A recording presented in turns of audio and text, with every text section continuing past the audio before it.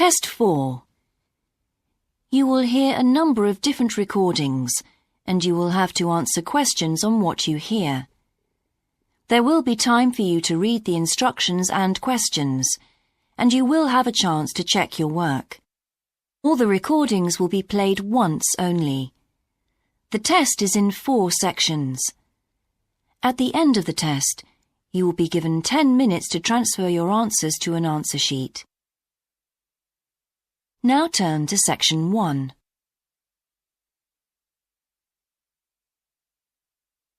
Section 1. You will hear a man telephoning to ask about a job in a hotel. First, you have some time to look at questions 1 to 4.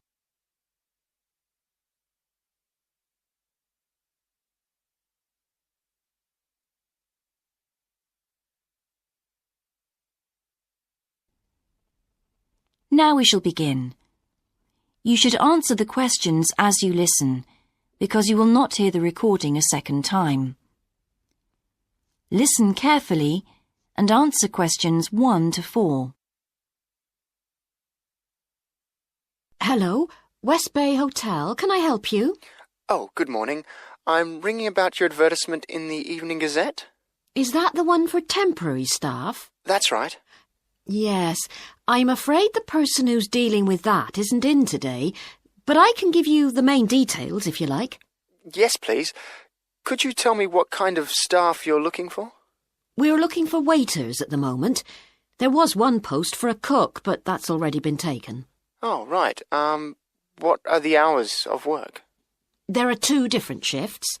There's a day shift from 7 to 2 and a late shift from 4 till 11. And can people choose which one they want to do? Not normally, because everyone would choose the day shift, I suppose. You alternate from one week to another.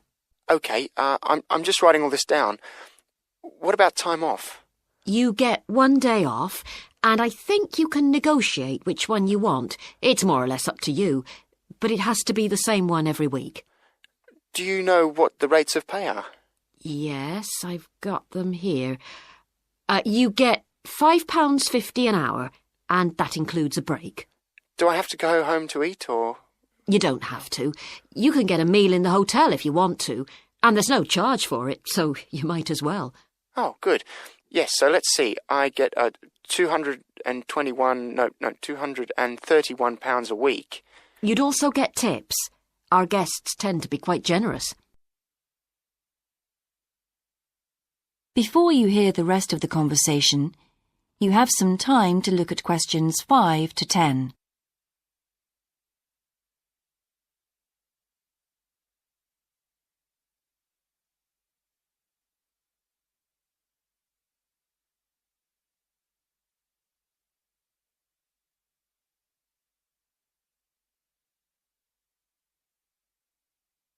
Now listen and answer questions 5 to 10.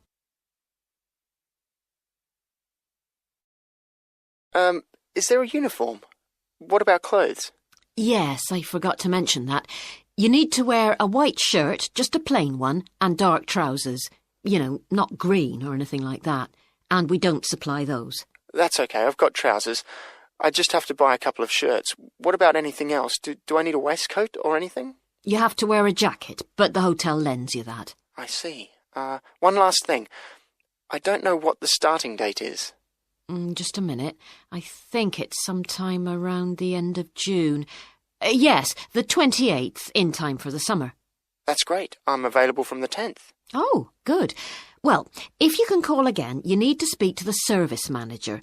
Her name's Jane Irwin. That's Urwin. And she'll probably arrange to meet you. OK. And when's the best time to ring? Could you call tomorrow? She usually starts checking the rooms at midday, so before then if you can, so she'll have more time to chat. I'll just give you her number because she's got a direct line. Thanks. It's 832-009. 823-009. 832. Oh, OK. Yes, I'll do that. And by the way, she will ask you for a reference, so you might like to be thinking about that. You know, just someone who knows you and can vouch for you. Yes, no problem. Well, thanks very much for your help. You're welcome. Bye. Bye.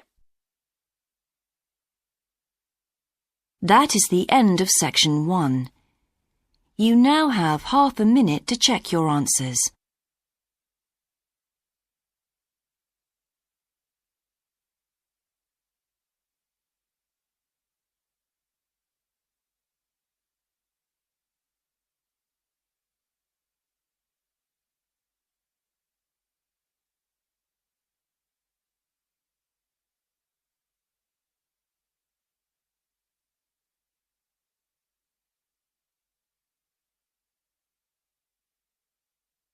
Now turn to section 2.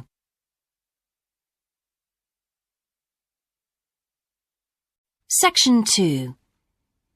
You will hear a man being interviewed on local radio about a plan to improve a suburb called Red Hill.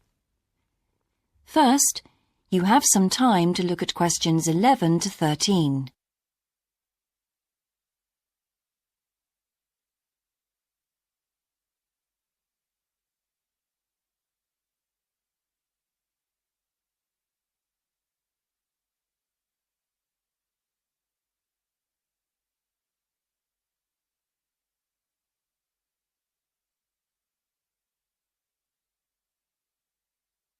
Now listen carefully and answer questions 11 to 13.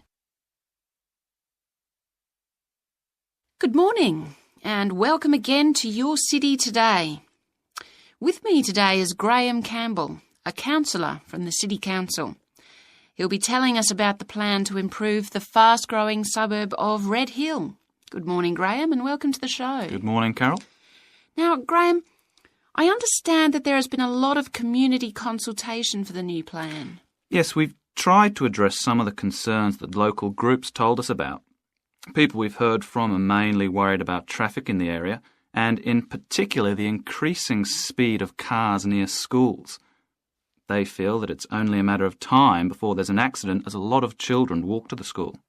So we're trying to do something about that. Another area of concern is the overhead power lines. These are very old, and a lot of people we spoke to asked if something could be done about them. Well, I'm happy to report that the power company have agreed to move the power lines underground at a cost of $800,000. I think that will really improve the look of the area, as well as being safer. That's good to know. But will that mean an increase in rates for the local businesses in that area? Well, the power company have agreed to bear the cost of this themselves after a lot of discussion with the council. This is wonderful news, as the council now has some extra funds for us to put into other things like tree planting and artwork. Before you hear the rest of the interview, you have some time to look at questions 14 to 20.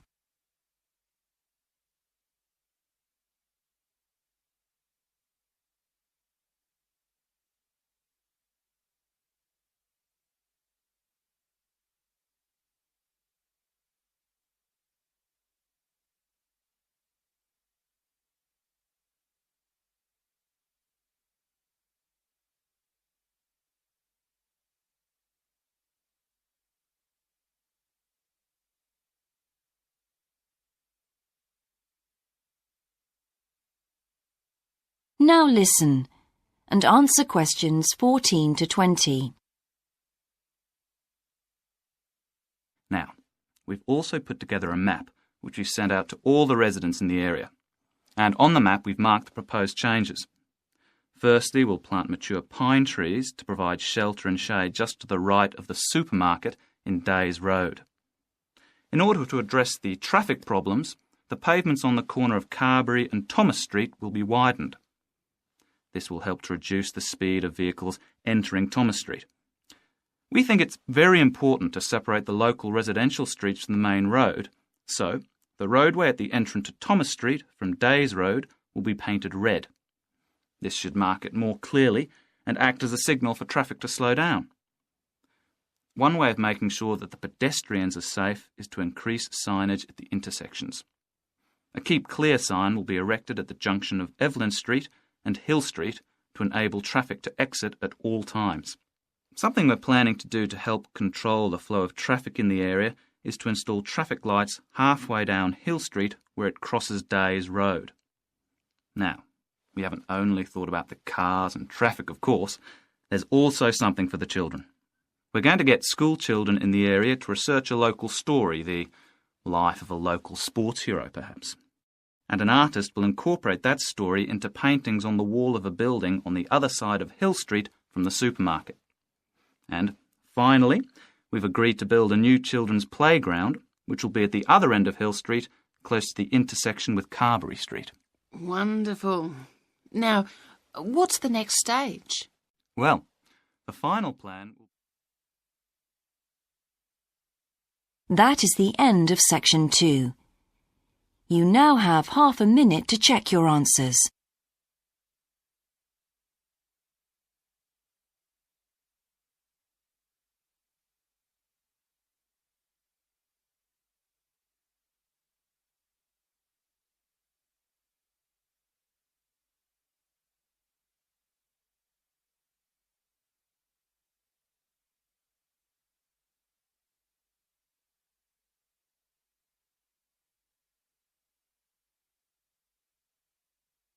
Now turn to section 3.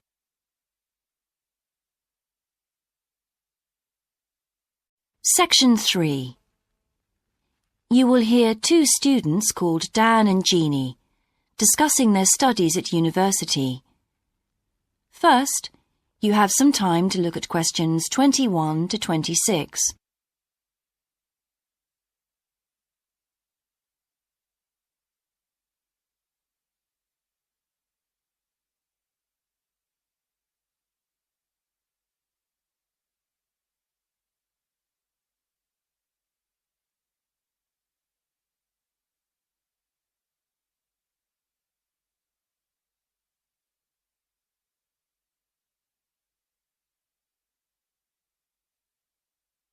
Now listen carefully and answer questions 21 to 26. Hi Jeannie, how's it going? Oh, hello Dan. Pretty well, thanks. Have you managed to get the money for the course yet? Yes, that's all sorted out now, thanks. It took long enough though. It was practically a year ago that I applied to my local council for a grant, and it took them 6 months to turn me down. That's really slow. And I thought I was eligible for government funding, but it seems I was mistaken. So then I asked the boss of the company I used to work for if they would sponsor me, and much to my surprise, he said they'd make a contribution. But what about college grants and scholarships? There must be some you could apply for. Yes, there are, but they're all so small that I decided to leave them until I was desperate. Uh-huh.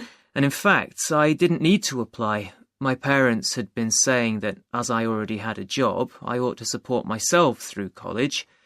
But in the end, they took pity on me, so now I've just about got enough. That's good.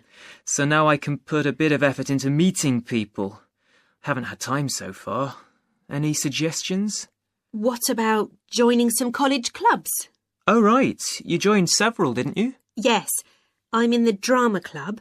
It's our first performance next week, so we're rehearsing frantically, and I've got behind with my work, but it's worth it. I'm hoping to be in the spring production too. I've never liked acting. Are you doing anything else? I enjoyed singing when I was at school, so I joined a group when I came to college. I don't think the conductor stretches us enough, though, so I'll give up after the next concert. And I also joined the debating society. It's fun, but with all the rehearsing I'm doing, something has to go, and I'm afraid that's the one. Do you do any sports? Yes, I'm in one of the hockey teams. I'm not very good, but I'd really miss it if I stopped.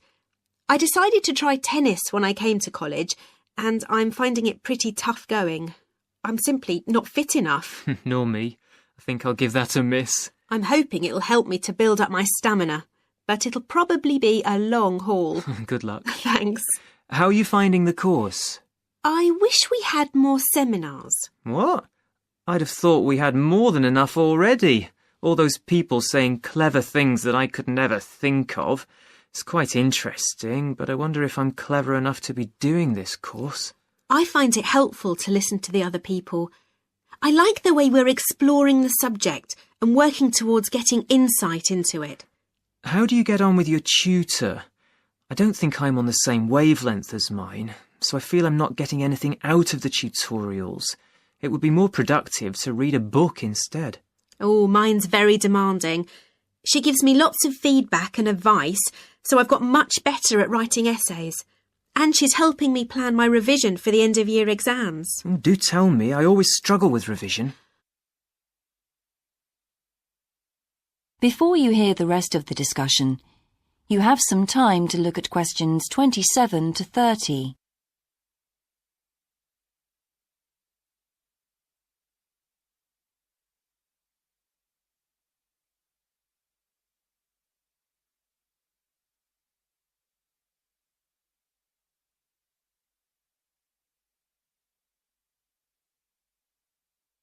Now listen and answer questions 27 to 30.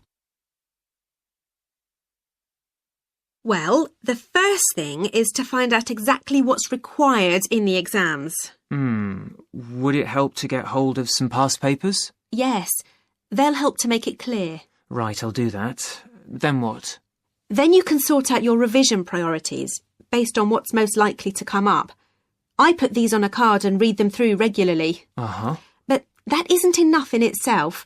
You also need a timetable to see how you can fit everything in the time available. Then keep it in front of you while you're studying. I've done that before, but it hasn't helped me. Maybe you need to do something different every day. So if you break down your revision into small tasks and allocate them to specific days, there's more incentive to tackle them. With big topics, you're more likely to put off starting. Good idea. And as I revise each topic, I write a single paragraph about it. Then later I can read it through quickly and it helps fix things in my mind. Oh, that's brilliant.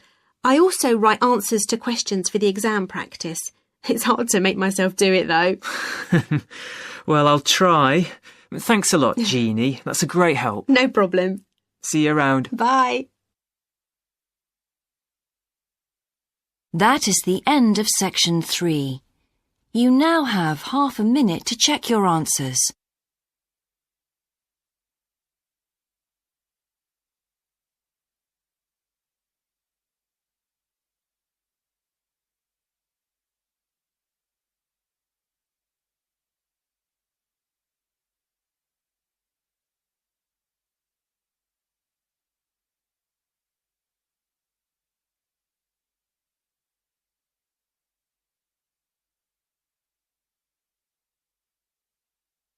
Now turn to section 4.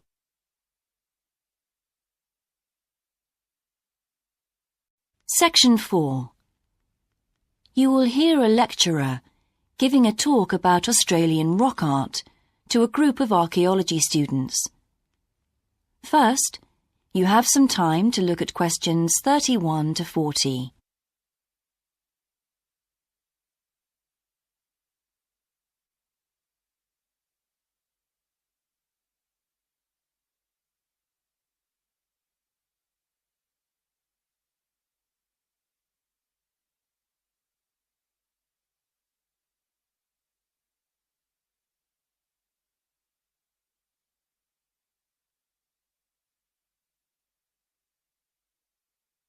Now listen carefully and answer questions 31 to 40.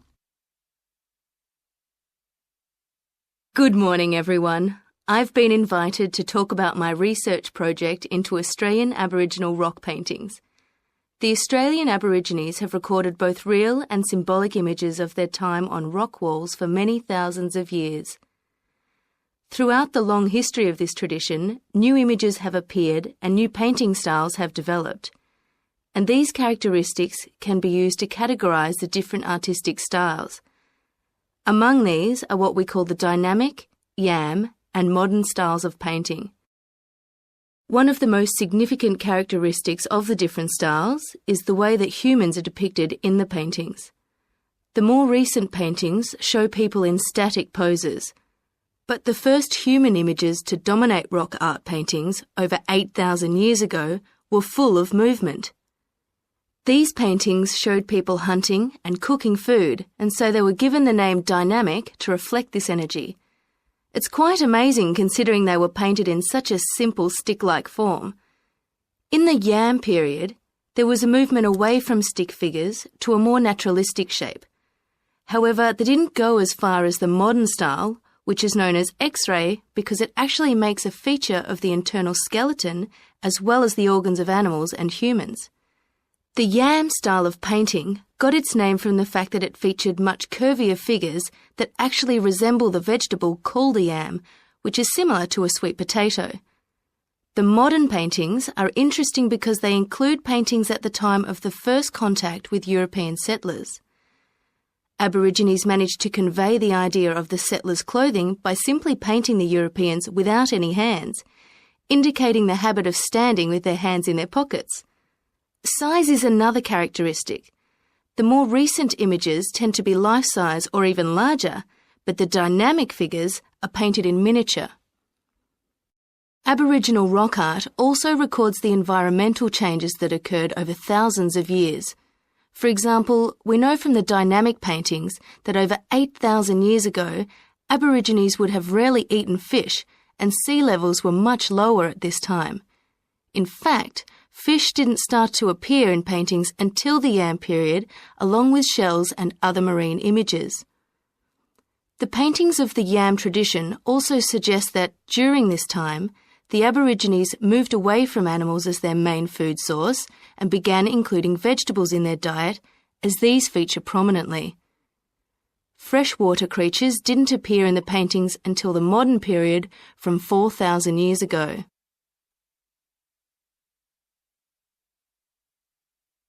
So these paintings have already taught us a lot. But one image that has always intrigued us is known as the rainbow serpent. The rainbow serpent, which is the focus of my most recent project, gets its name from its snake or serpent-like body, and it first appeared in the Yam period 4,000 to 6,000 years ago. Many believe it is a curious mixture of kangaroo, snake and crocodile.